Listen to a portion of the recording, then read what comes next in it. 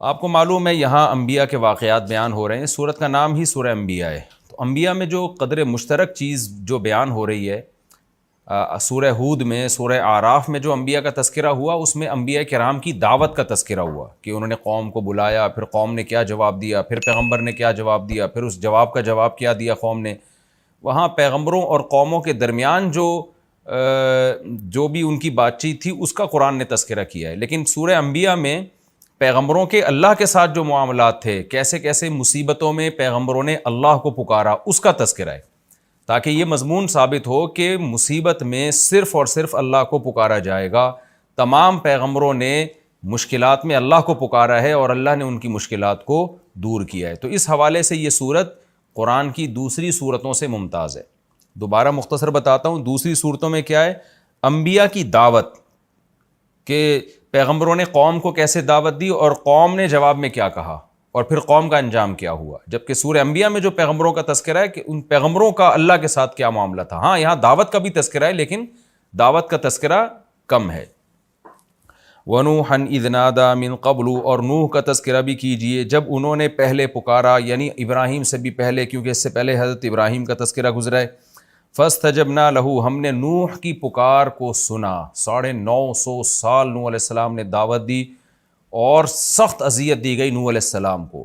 1000 سال کا عرصہ کوئی کم نہیں ہوتا۔ تو اللہ کہتے ہیں پھر بالآخر ہم نے نوح کی پکار کو سنا۔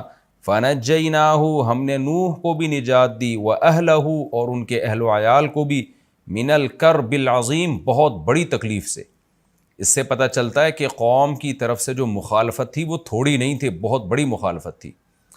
اور اس سے بھی پتہ چلتا ہے کہ اللہ دعا قبول کرتا ہے، لیکن بعض دفعہ دیر ہوتی ہے۔ ایک مقولہ ہے نا کہ اللہ کے ہاں دیر ہے اندھیر نہیں ہے۔ تو نوح علیہ السلام تو کب سے دعائیں مانگ رہے ہوں گے، لیکن 950 سال کے بعد جا کے اللہ نے نوح علیہ السلام کو اس بدبخت قوم سے اللہ نے نجات دی۔ وَنَصَّرْنَاهُ مِنَ الْقَوْمِ الَّذِينَ كَذَّبُوا بِآيَاتِنَا، اور ہم نے مدد کی نوح کی اس ایسی قوم سے جو ہماری آیتوں کو جس نے جھٹلایا تھا۔ إِنَّهُمْ كَانُوا قَوْمَ سَوْءٍ، اللہ کہتے ہیں واقعی بڑی بری قوم تھی۔ فَأَغْرَقْنَاهُمْ أَجْمَعِينَ، ہم نے ساری قوم کو تباہ و برباد کر دیا، غرق کر دیا۔ وَدَاوُودَ وَسُلَيْمَانَ، اور اے نبی آپ داؤد اور سلیمان کا بھی تذکرہ کیجئے۔ اِذْ يَحْكُمَانِ فِي الْحَرْثِ، جب وہ دونوں ایک کھیتی کے بارے میں فیصلہ کر رہے تھے۔ احادیث میں، روایات میں اس کی تفصیل ہے، وہ یہ ہے کہ داؤد علیہ السلام بادشاہ تھے، سلیمان علیہ السلام آپ کے بیٹے اور جانشین تھے، ولی عہد تھے۔ آپ کے پاس ایک کیس آیا کہ ایک بکریوں کا ریوڑ پورا گھس گیا ایک کھیت میں اور بہت نقصان پہنچایا اس نے کھیت کو۔ اب جو کھیت کا مالک تھا وہ کیس لے کر آ گیا داؤد علیہ السلام کے پاس کہ بھئی اس کی بکریاں میرے کھیت میں گھسی ہیں اور مجھے نقصان ہوا ہے تو میرے نقصان کی تلافی کی جائے۔ تو بکریوں کا مالک بھی پہنچ گیا۔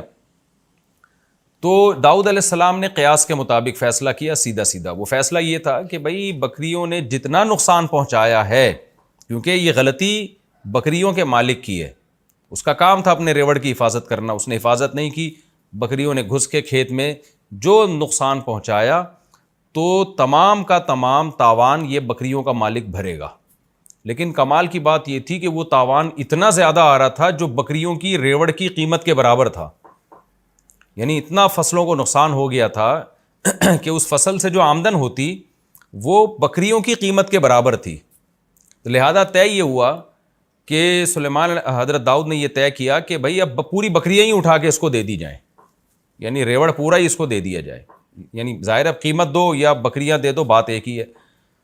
تو اب یہ فیصلہ 100% انصاف پر مبنی تھا، لیکن اس میں بکریوں کے مالک کا نقصان بہت زیادہ تھا۔ بکریوں کے مالک کا اس میں بہت زیادہ نقصان تھا کہ اس کا پورا ریوڑ ہی جا رہا ہے۔ تو حضرت سلیمان علیہ السلام نے صلح کا راستہ اختیار کیا۔ انہوں نے فرمایا کہ نہیں، ہمارا مقصد یہ ہے کہ ہم جو کھیت کا مالک ہے اس کے نقصان کی تلافی بھی ہو، اصل مقصد تو یہ ہے، بکریوں کے مالک کو نقصان پہنچانا ہمارا مقصد نہیں ہے، بلکہ ہمارا بنیادی مقصد یہ ہے کہ جو کھیت میں جو نقصان ہوا ہے کسان کا یا زمیندار کا، وہ اس نقصان کی تلافی ہو جائے۔ کس طرح سے ہو، یہ تلافی کرے بکریوں کا مالک۔ تو اس کی تلافی کا آسان راستہ یہ ہے کہ یہ کھیت حوالے کیے جائے بکریوں کے مالک کو، کہ بکریوں کا جو مالک ہے نا وہ اس کھیت میں زراعت کرے گا، اور کھیت کو اس حالت پہ لوٹائے گا جس حالت پہ نقصان سے پہلے تھا، اور اس دوران یہ تمام بکریاں یہ کھیت کے مالک کے پاس رہیں گی، اور کھیت کا مالک ان بکریوں سے فائدہ اٹھائے گا، اس کا دودھ استعمال کرے گا، اور ظاہر دودھ ہی استعمال ہو سکتا ہے۔ یعنی جب تک یہ کھیت اپنی پہلی حالت پہ بحال نہیں ہو جاتا، اس وقت تک کھیت کا مالک جو گزارا کرے گا وہ بکریوں کے دودھ سے کرے گا۔ اس کو کہتے ہیں سلو۔ سلو کا مطلب ہوتا ہے کہ آپ قانون کے مطابق فیصلہ نہ کریں، بلکہ دو فریقوں میں کمپرومائز کا راستہ اختیار کریں آپ۔ تو جو بھی جج ہو یا قاضی ہو، اچھا جج، اچھا قاضی، اچھا فیصلہ کرنے والا وہی ہوتا ہے کہ وہ دونوں فریقوں کو کسی ایسی درمیانی بات پر آمادہ کر لے جس میں دونوں کا نقصان نہ ہو۔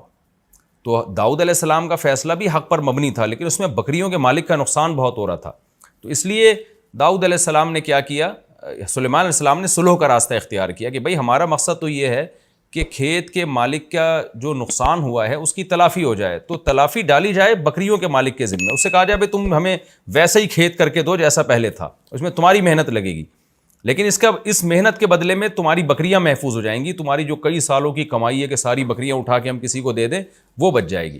تو اس پہ کھیت کے مالک بھی اس پہ راضی ہو گیا کہ ٹھیک ہے بھائی، جب تک میں بکریوں سے فائدہ اٹھاتا ہوں مجھے میرا کھیت پرانی کنڈیشن میں کر کے دے دے۔ تو یہ اس کو کہتے ہیں صلح۔ فقہ میں کتاب الصلح پورا ایک باب ہے، ہدایہ جو فقہ کی مشہور کتاب ہے، اس میں طلبہ پڑھتے ہیں کتاب الصلح۔ آج کے دور میں اس کی ایک بہترین مثال ہے ہمارے سامنے۔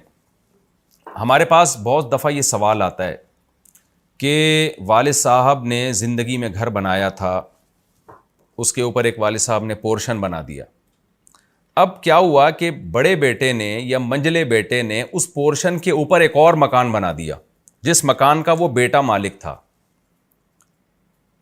اب والد کے مرنے کے بعد مسئلہ یہ کھڑا ہوتا ہے کہ زمین اور نیچے کا پورشن اس کا تو مالک والد صاحب تھے، اور جو اوپر والا پورشن ہے اس کا مالک تھا بڑا بیٹا۔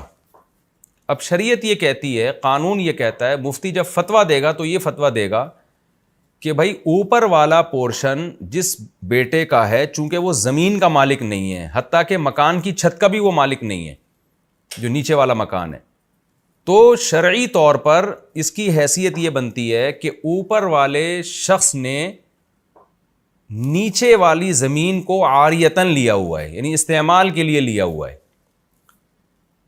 بھائی میں آپ کو اپنی بائک دیتا ہوں استعمال کے لیے، میں آپ کو اپنی گاڑی دیتا ہوں استعمال کے لیے، تو جو اپنی کوئی بھی چیز استعمال کے لیے کسی کو دیتا ہے اسے ہر وقت حق ہوتا ہے کہ وہ اپنی چیز واپس لے لے، چاہے وہ 100 سال کے لیے بھی دے، لیکن عاریتاً دیا ہے نا تو حق ہے۔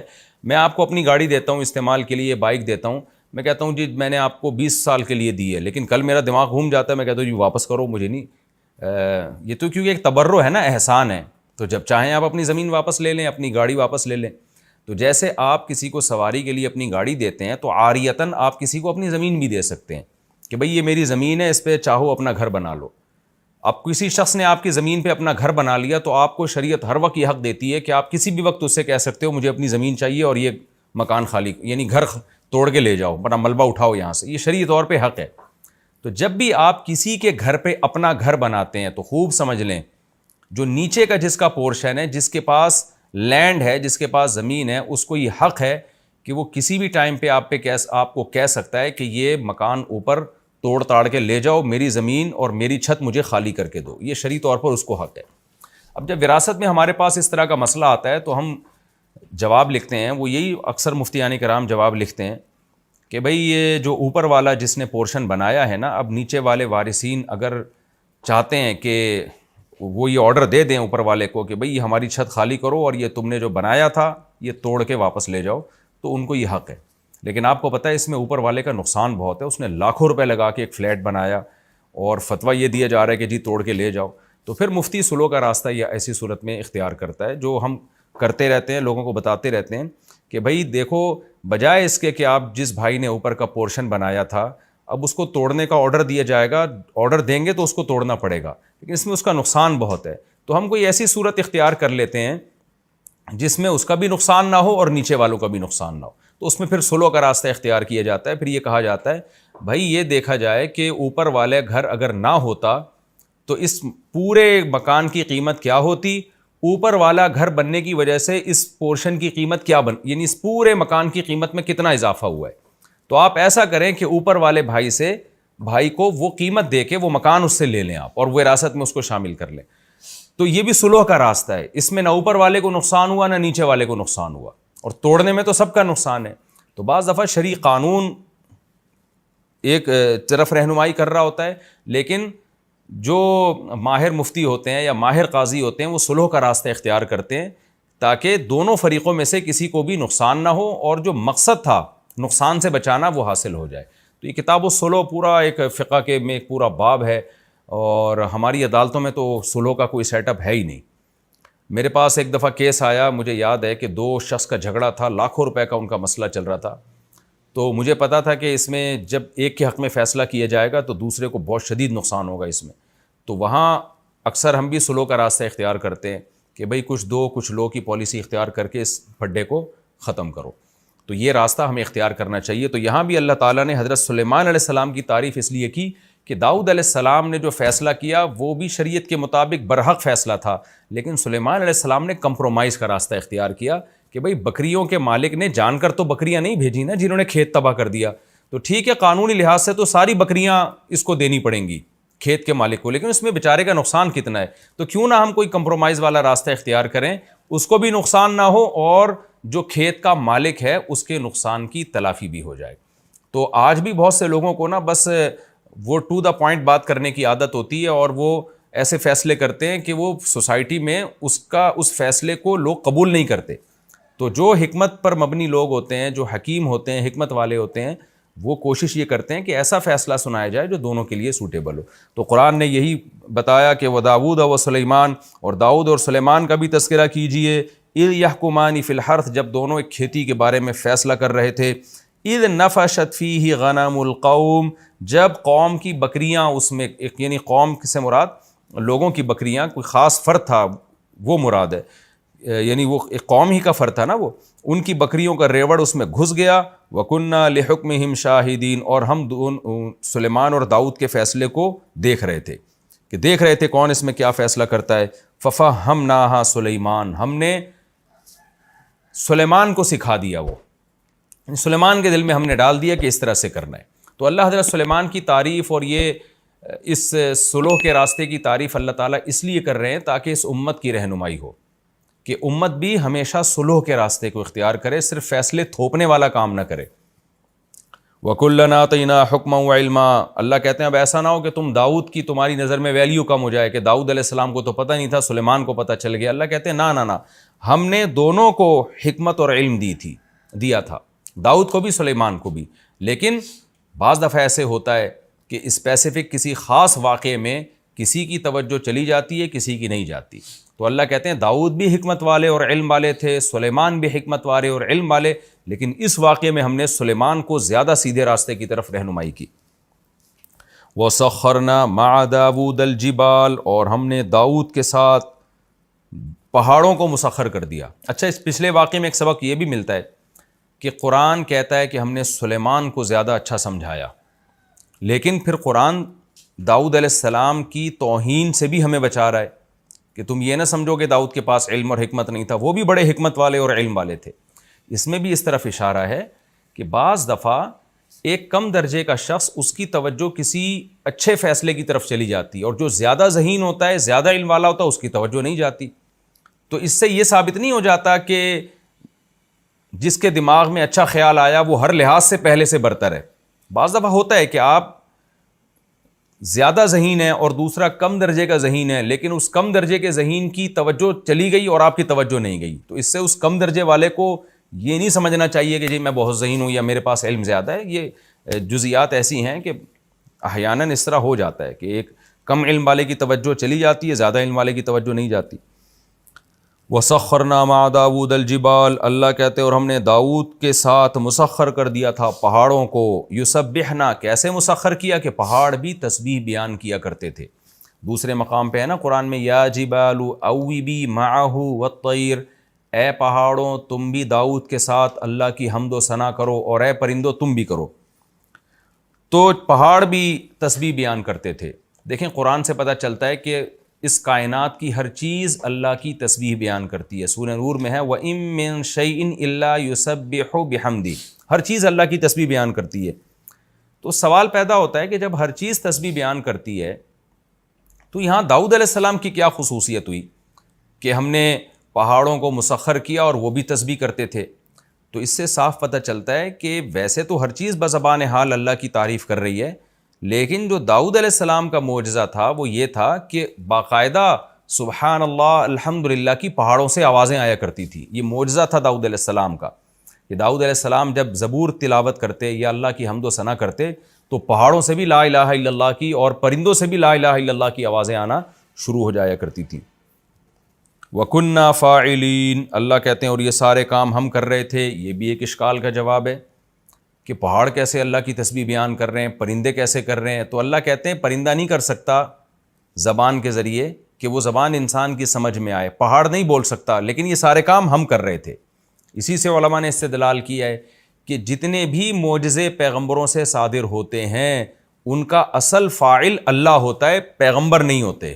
تو اس لیے اللہ کہہ رہے ہیں سارے کام میں کر رہا تھا، داؤد نہیں کر رہے تھے یہ سارے کام، کہ ان کے حکم پر پہاڑوں کا سے جو آواز آئی ہے تو یہ آواز ہم نے نکالی ہے پہاڑوں سے. وَعَلَّمْنَاهُ صَنْعَةَ لَبُوسٍ لَكُمْ. اللہ کہتے ہیں ہم نے داؤد کو سکھایا صنعۃ لبوس. لبوس کی تشریح میں کر چکا ہوں ترجمے میں. زرہیں جو جنگی لباس ہوتے ہیں نا، سر سے پاؤں تک انسان لوہے کا لباس پہن کے وہ ڈھک جاتا ہے، پھر دشمن کے لیے آپ کو تلوار تیر کے ذریعے نقصان پہنچانا بہت مشکل ہوتا ہے. تو اللہ کہتے ہیں ہم نے اے لوگو تمہارے لیے، یعنی اے بنی اسرائیل یا اے اہل اسلام تمہارے لیے، تمہارے کا مطلب ان کا فائدہ ہم سب اٹھا رہے ہیں. جب زرہیں ایجاد ہو گئیں تو سب نے فائدہ اٹھایا اس کا. تمہارے لیے ہم نے یہ سب صنعت داؤد کو سکھائی. لِتُحْصِنَكُم مِّن بَأْسِكُم. تاکہ یہ زرہیں تمہیں تمہاری لڑائیوں میں محفوظ کریں. تو داؤد علیہ السلام کو اللہ نے زرہیں بنانا بھی سکھایا. فَهَلْ أَنْتُمْ شَاكِرُونَ. اللہ کہتے ہیں بتاؤ اب تم شکر ادا کرو گے. اس آیت سے یہ بھی پتہ چلتا ہے کہ دنیاوی علم کی بھی اللہ کی نظر میں بڑی ویلیو ہے. اب یہ زرہیں بنانا اور پہننا یہ جنگوں میں ڈیفنس کے کام آتی ہے یہ چیز. تو اللہ نے داؤد علیہ السلام کو یہ سب چیزیں سکھائیں تاکہ آپ جنگ میں اپنا دفاع مضبوطی سے کر سکیں. تو آج بہت سے لوگ افراط و تفرید کا شکار ہیں. کچھ لوگ دین کے علم کی ان کی نظر میں ویلیو ہی نہیں ہے، یہ ہمارا لبرل طبقہ ہے. اور کچھ لوگ صرف دین کے علم ہی کو علم مانتے ہیں، دنیا کے علم کو کوئی حیثیت ہی نہیں دیتے. یہ بھی غلو کا شکار ہیں. تو قرآن میں جہاں دین کے علم کی فضیلت ہے وہاں دنیاوی علم کی بھی فضیلت ہے. ظاہر ہے تو دنیا کا علم تھا نا، زرہیں بنانا اور جنگوں میں استعمال کرنا.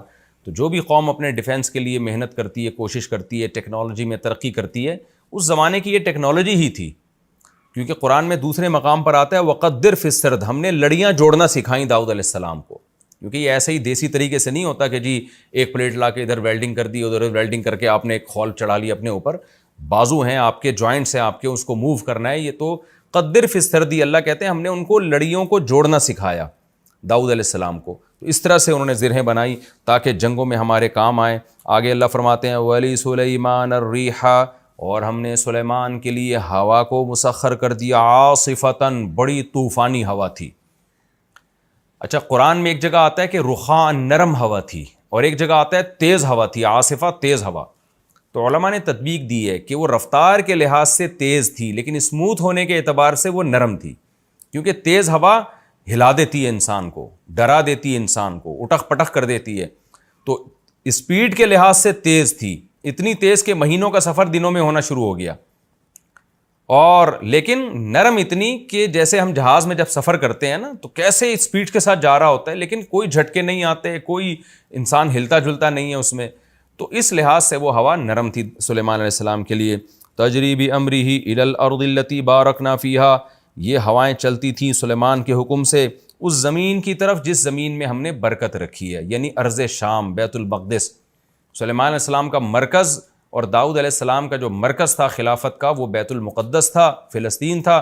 وہاں سے آپ پوری دنیا میں ٹریولنگ کرتے تھے تو اس کے لیے آپ کو ایک تخت اللہ نے دیا جو ہوا میں اڑتا تھا، اور ہوائیں پوری فوج کو اور جنات شیاطین کو لے کے جہاں چاہتی بہت اس رفتار کے ساتھ وہ ہوائیں آپ کے تخت کو پہنچا دیا کرتی تھی.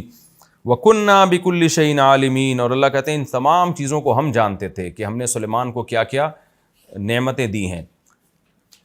اور کیوں دی ہیں، یہ سب چیزوں کا ہمیں علم تھا. یعنی جس کا علم کامل ہوتا ہے تو وہ کام وہ کرتا ہے جو حکمت پر مبنی کام ہوتے ہیں. تو یعنی ہمارے تمام کام حکمت پر مبنی کام تھے.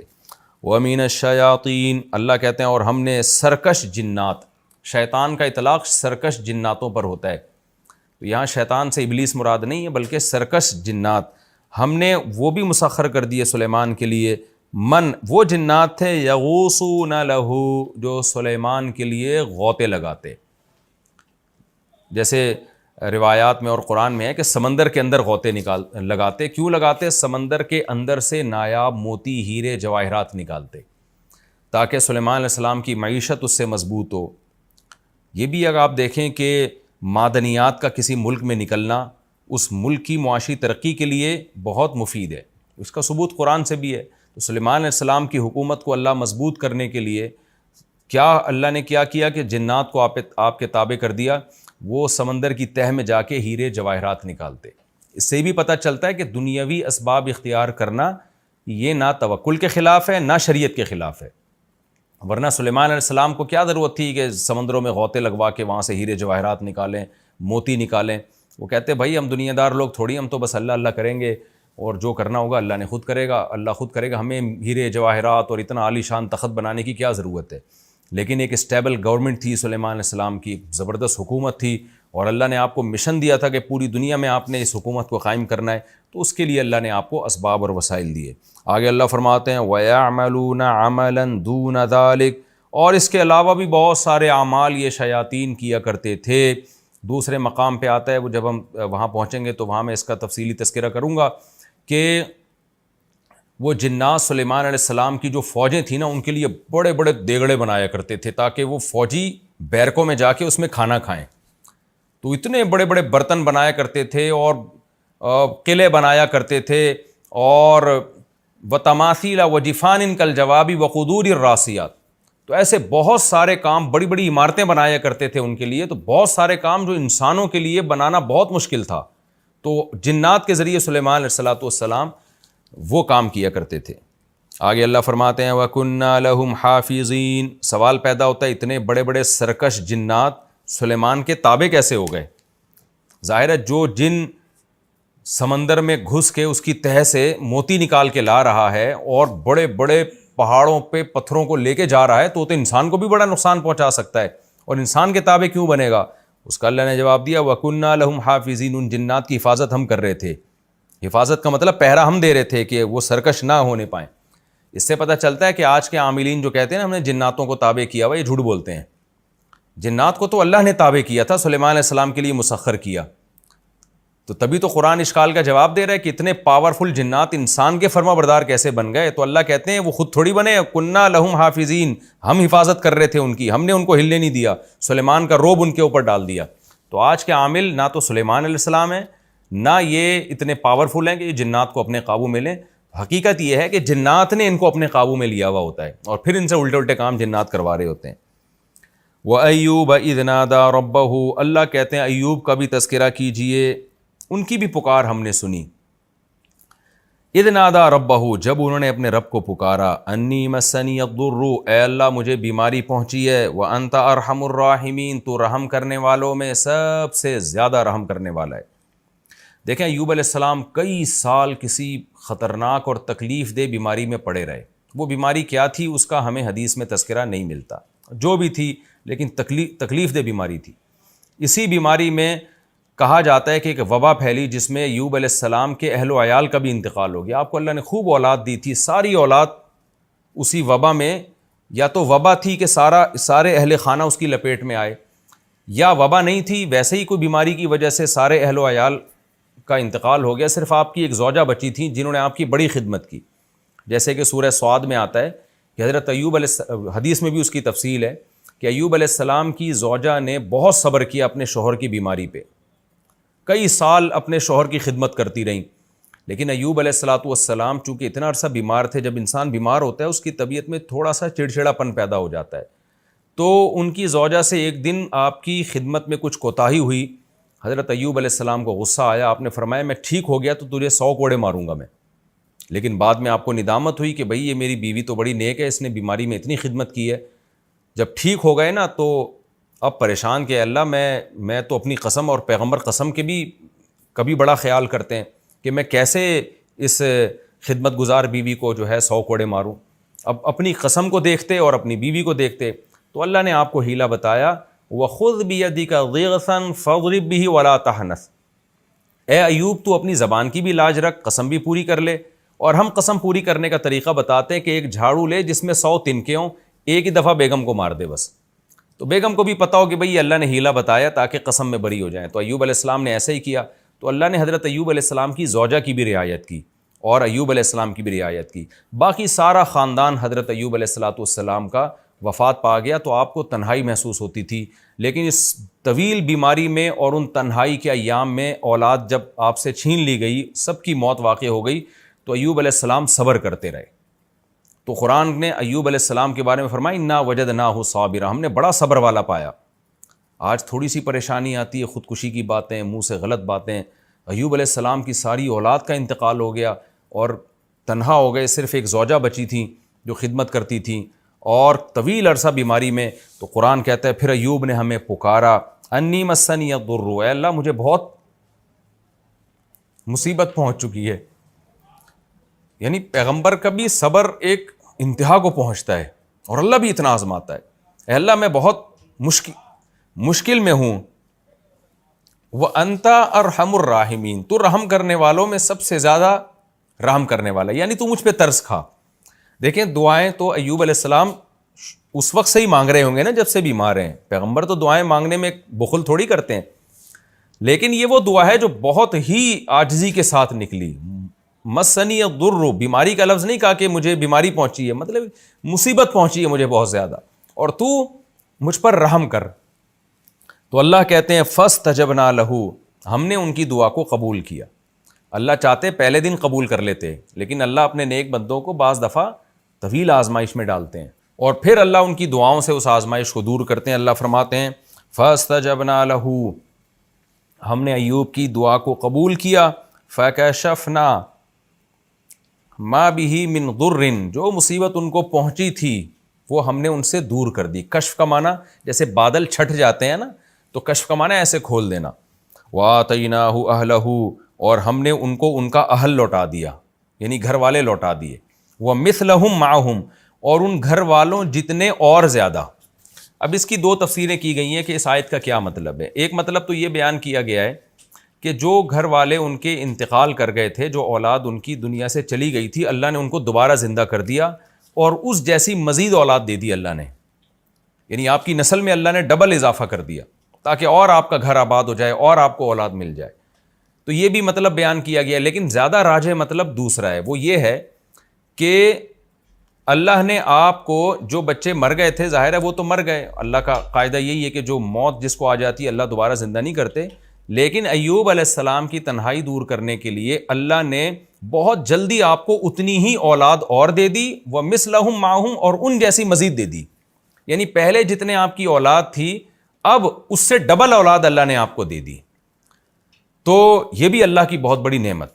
تو اس سے بھی آپ اندازہ لگائیں تو کہ اللہ تعالیٰ تو خاندان کے بڑے ہونے کو بہت بڑی نعمت قرار دے رہا ہے, اولاد کے دگنے ہونے کو اور زیادہ اولاد ہونے کو اتنی بڑی نعمت قرار دے رہا ہے کہ ایوب علیہ السلام کی اللہ نے ایسے پکار سنی کہ ان کے اہل چھین لیے تو اللہ نے اور زیادہ اولاد آپ کو دے دی. اور آج فیملی پلاننگ والے کیسا دماغ خراب کیا ہوا انسانوں کا, اور ہمارے پڑھا لکھا طبقہ کیسا فطرت کا باغی ہو گیا اور ان نعروں سے کتنا متاثر ہے, اور اپنے گھروں کو ان لوگوں نے نسل روک کے کیسا بے رونق کر دیا ہے.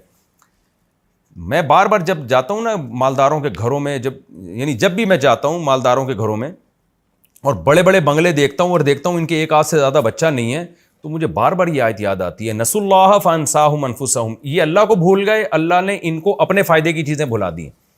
تو ان کے گھروں کی رونقیں ختم ہو گئی, محبتیں ختم ہو گئی, نسل روک روک کے. بس ایک ہی چیز دماغ میں خناس بھر گیا ہے کہ پیسہ پیسہ پیسہ پیسہ پیسہ, نسل روکو تاکہ پیسہ بچاؤ ورنہ بھوکے مر جائیں گے. تو اس کا عذاب ان کے اوپر یہ آیا ہے کہ نہ ان کے داماد ہوتے ہیں, نہ ان کی بہویں ہوتی ہیں, نہ بڑھاپے میں ان کے پوتے نواسے ہوتے ہیں, بس ایک آدھ بچہ اور ہزار ہزار گز کے بنگلے اور دیواریں ان کو کھا رہی ہوتی ہیں. تو یہ اللہ نے کتنا بڑا فضل کیا کہ ہمیں اسلام کی نعمت دی اور ہمیں ہدایت دے دی تاکہ ہم ان مغرب کے ان زہریلے نعروں سے متاثر نہ ہو. یہ بڑے زہریلے نعرے ہیں جو بڑے میٹھے شیرے میں رکھ کے نا لالی پاپ ہمیں دی جا رہی ہے، اور یہ بتایا جا رہا ہے کہ یہ تمہارے فائدے کی چیزیں، حقیقت میں اس سے آپ کا خاندان تباہ ہو رہا ہے، آپ کی محبتیں تباہ ہو رہی ہیں۔ تو ایوب علیہ السلام کے پر اللہ نے کتنا بڑا احسان کیا، اللہ کہتے ہیں ہم نے مزید اولاد بھی دی اور اس سے جتنی تھی اس کا ڈبل کر کے دے دی ہم نے اولاد۔ آگے اللہ فرماتے ہیں وَآتَيْنَاهُ أَهْلَهُ وَمِثْلَهُمْ مَعَهُمْ رَحْمَةً مِّنْ عِنْدِنَا، یہ سب کام ہم نے اس لیے کہ اپنی طرف سے رحمت کرتے ہوئے، کیونکہ ایوب نے کہا تھا اے اللہ تو ارحم الراحمین ہے۔ تو ایک عام شخص جب رحم کرتا ہے تو زیادہ وہ رحم یہ کرتا ہے کہ تکلیف دور کر دے گا آپ کو، لیکن اللہ جب رحم کرتا ہے تو صرف تکلیف دور نہیں کرتا بلکہ اس مزید نعمتیں دے کے اس کی تلافی بھی کر دیتا ہے۔ آگے اللہ فرماتے ہیں ہم نے یہ رحمت کے لیے کیا، وَذِكْرَىٰ لِلْعَابِدِينَ، اور جو ہمارے عبادت کرنے والے غلامی کرنے والے لوگ ہیں ان کی نصیحت کے لیے ہم نے یہ کام کیا۔ ذکرہ کا معنی نصیحت، تاکہ ایوب علیہ السلام کا واقعہ جب وہ پڑھیں تو جو ہمارے عبادت گزار فرمانبردار لوگ ہیں انہیں نصیحت ہو جائے کہ دیکھو خدا آزماتا ہے، اگر اس آزمائش میں آپ نے صبر کیا تو کیسی نعمتیں اللہ نیک لوگوں کو دیتا ہے، تاکہ ان کو ہمیشہ کے لیے نصیحت ہو جائے۔ آگے اللہ فرماتے ہیں وَإِسْمَاعِيلَ وَإِدْرِيسَ وَذَا الْكِفْلِ، اور آپ اسماعیل، ادریس اور ذو الکفل کا بھی تذکرہ کیجیے۔ حضرت ذو الکفل کے بارے میں صحیح احادیث میں ہمیں زیادہ معلومات نہیں ملتی، بس اتنا ہے کہ قرآن کے سیاق و سباق سے پتہ چلتا ہے کہ یہ بھی کوئی پیغمبر تھے۔ کل من الصابرین، اللہ فرماتے ہیں سب صبر کرنے والے تھے۔ اسماعیل علیہ السلام کا صبر تو مشہور ہے کہ کیسے ان کی گردن پہ چھری رکھی، انہوں نے کہا صبر کروں گا میں۔ ادریس علیہ السلام بھی صبر والے پیغمبر تھے، اس کی تفصیل ہمیں نہیں ملتی احادیث اور قرآن میں، اور ذوالکفل بھی صبر والے پیغمبر تھے، کیا صبر کیا ہمیں نہیں ملتا، لیکن اتنی بات ہے کہ ان سب نے صبر کیا۔ اللہ فرماتے ہیں کل من الصابرین، یہ سب صبر کرنے والے لوگ تھے۔ وادخلناہم فی رحمتنا، ان سب کو ہم نے اپنی رحمت میں داخل کیا۔ انہم من الصالحین، یہ سب کے سب نیک لوگوں میں سے تھے۔ وذنونی، اچھا اللہ حضرت یونس کا تذکرہ ان سے الگ کر رہے ہیں کیونکہ ان سے ایک ایسا کام ہوا جو بظاہر بے صبری کا تھا، اس لیے اللہ نے ان کا الگ تذکرہ کیا۔ وہ کیا تذکرہ ہے کہ یونس علیہ السلام جب اپنی قوم کی تبلیغ کرتے کرتے تھک گئے اور ان کو لگا کہ اب اس قوم پر اللہ کا عذاب آئے گا تو کہیں میں بھی عذاب میں نہ پکڑا جاؤں، تو حضرت یونس علیہ السلام اللہ سے پرمیشن لیے بغیر قوم کو چھوڑ کے چلے گئے۔ اللہ تعالیٰ کو اس بات پہ ناراضی ہوئی کہ میرے پیغمبر نے مجھ سے پوچھے بغیر قوم کو کیوں چھوڑ دیا، کیونکہ اللہ کے علم میں یہ بات تھی کہ جب اس قوم پر عذاب آنے لگے گا نا تو یہ عام قوموں کی طرح اترائے گی نہیں۔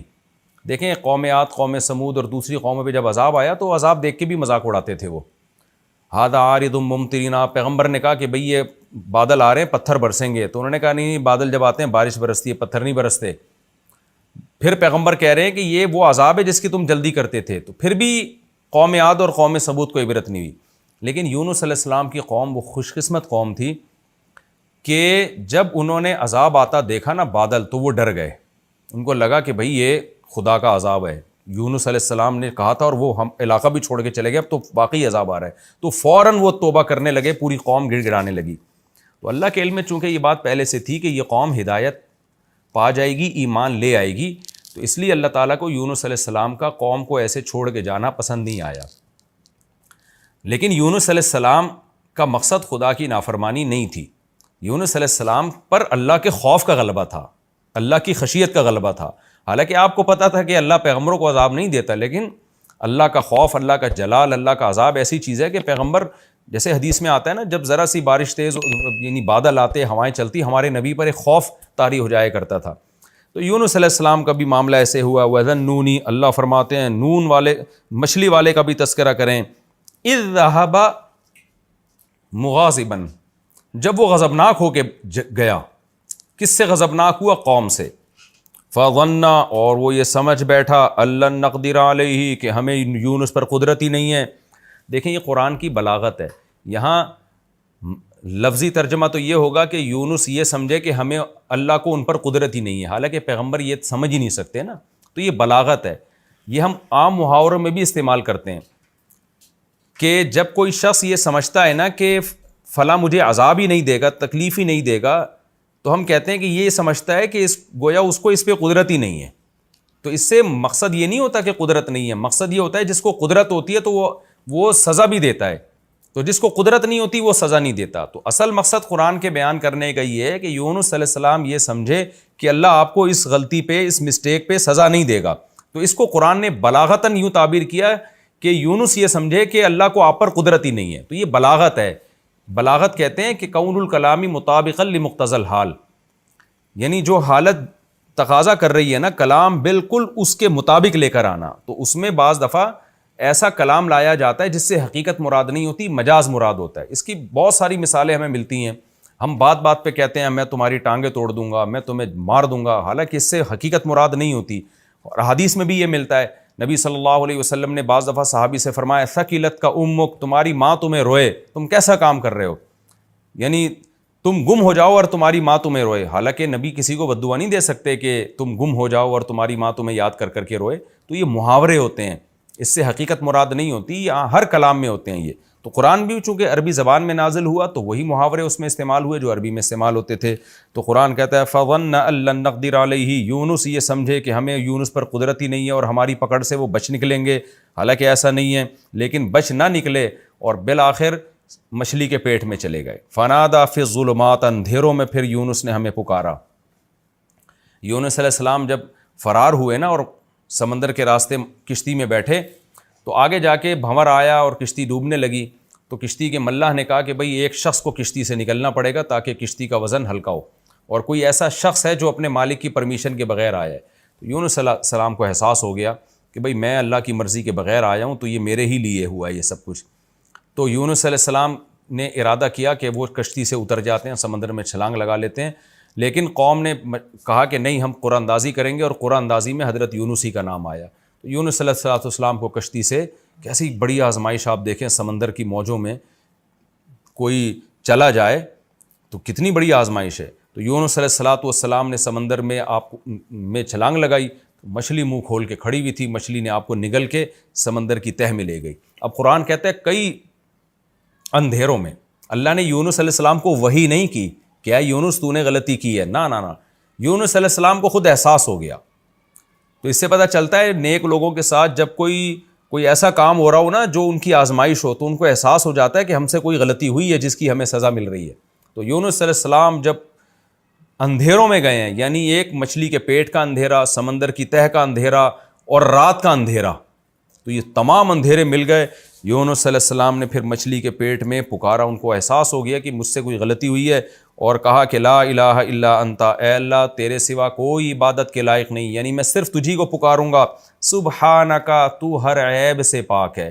کیا مطلب؟ میرے ساتھ جو تو نے یہ معاملہ کیا کہ مجھے سمندر کی تہہ میں پہنچا دیا، کشتی سے نکلوا دیا، تو یہ میرا قصور ہے، تیرا قصور نہیں ہے، کیونکہ تو عیب سے پاک ہے. انی کنت من الظالمین، اور ظالم میں ہی ہوں. تو یہ بھی توبہ کا ایک طریقہ ہوتا ہے کہ اپنی غلطی کا اعتراف کر لینا. اللہ فرماتے ہیں فاستجبنا لہ، ہم نے یونس کی پکار کو سنا. کتنی بڑی فضیلت ہے دعاؤں کی. آج سارا زور لوگوں نے وظیفوں پہ اور روحانی ٹوٹکوں پہ لگایا ہوا ہے. دعائیں مانگنے کا رواج ختم ہو گیا.